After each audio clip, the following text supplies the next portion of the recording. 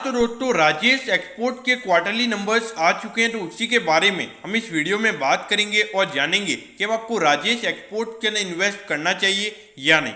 चलिए शुरू करते हैं। देखिए, रिजल्ट को डिस्कस करने से पहले मैं आपको एक बार बता देता हूँ कि ये कंसोलिडेटेड बेसिस का रिजल्ट है, क्योंकि यहाँ पे राजेश एक्सपोर्ट के बहुत सारी बिजनेस एक्टिविटीज हैं, तो हम यहाँ पे स्टैंड अलोन बेसिस के रिजल्ट नहीं लेंगे।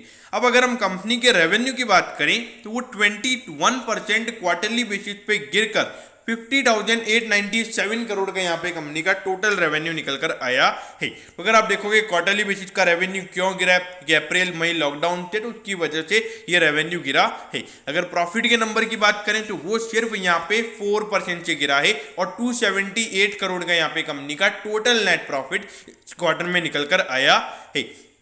तो देखिए, ये एक अच्छी बात है, क्योंकि अगर आपका रेवेन्यू 21% से गिर रहा है और अगर आपकी प्रॉफिटेबिलिटी सिर्फ 4% से गिर रही है, ये एक बहुत अच्छी बात है। मतलब प्रॉफिटेबिलिटी आपने मेंटेन करके रखी है, उसको ज़्यादा गिरने नहीं दिया है, और मतलब इसके अपने जो एक्सपेंसेस हैं उनको भी उतना कम कर दिया जितना अपना रेवेन्यू गिरा है। ये एक बहुत अच्छी बात मुझे यहाँ पे रिजल्ट में नजर आती है।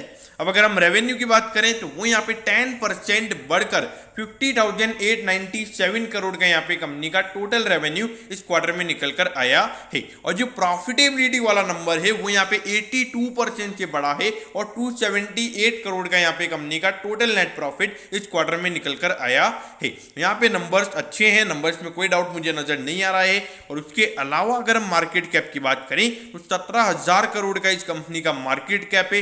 अगर हम इंडस्ट्री के कंपैरिजन में देखें तो इसका प्राइस टू अर्निंग सिर्फ 21 टाइम्स है और प्राइस टू बुक रेशियो है 1.71 times. Valuation point of view से यहाँ पे काफी अट्रैक्टिव राजेश एक्सपोर्ट नजर आता है।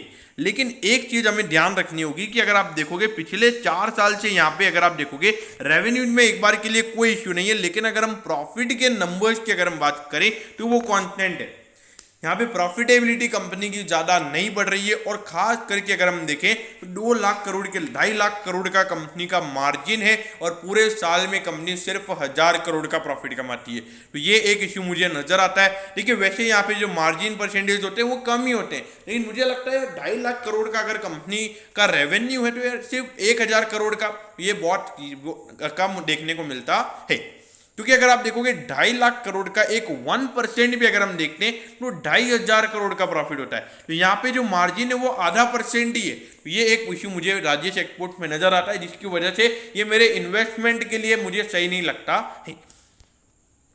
अब ये देखिए 609 पे यहाँ पे राजेश एक्सपोर्ट का स्टॉक अभी ट्रेड हो रहा है और 874 का इसका ऑल टाइम हाई है।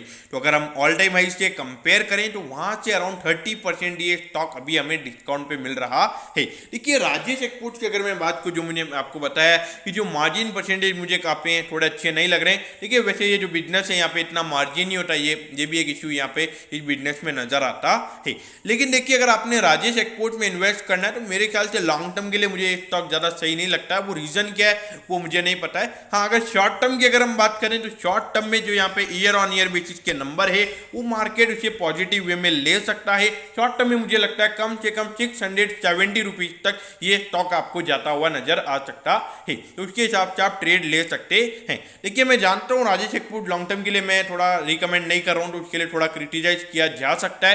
लेकिन देखिए, अब सबका अलग अलग ओपिनियन होता है। अगर आपको ये राजेश एक्सपोर्ट का बिजनेस अच्छा लगता है, लॉन्ग टर्म सर्वाइव लगता है, तो आप यहाँ पे डेफिनेटली इन्वेस्ट कर सकते हैं, क्योंकि ये मेरा पर्सनल ओपिनियन है। आपको जो चीजें सही लगे आप वही करें।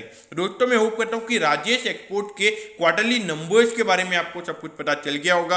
अगर आपकी कोई भी क्वेरीज है तो आप कमेंट कीजिए, मैं जरूर आपके कमेंट पर रिप्लाई करूंगा। ओके दोस्तों, thank you, have a nice day.